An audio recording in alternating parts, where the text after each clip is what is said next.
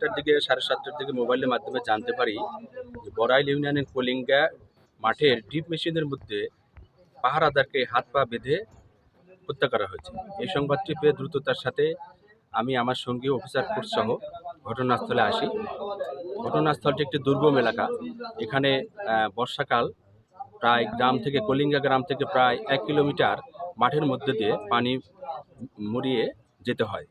সেখানে উনি একাই পাহারাদার হিসেবে প্রায় 20 বছর যাবৎ থাকতেন। গত রাত 14/8/2025 তারিখ দিবাগত রাত্রিতে প্রতিদিনের ন্যায় উনি রাত 9:30টার দিকে ডিপ মেশিন পাহারা দেওয়ার জন্য আসেন। রাত্রের বেলায় ওনার মালিক প্রতিদিনের ন্যায় ওনাকে মোবাইল ফোনে যোগাযোগ করলেও আর মোবাইল ফোন বন্ধ পান। মালিক হয়তো ভেবেছিলেন যে উনি ঘুমিয়ে গেছে অথবা পার্শ্ববর্তীতে হালকায় জিকিরে অংশগ্রহণ করে সেখান থেকে এসে হয়তো ফোন ধরছেন না, উনি এই মনে করে আর ফোনে আর যোগাযোগ করেন নাই। সকালবেলা যখন প্রতিদিন ন্যায় উনি বাড়িতে ফেরত গিয়ে ওনার মেয়ের জামাইয়ের মুরগির খামারে খাবার দিতেন।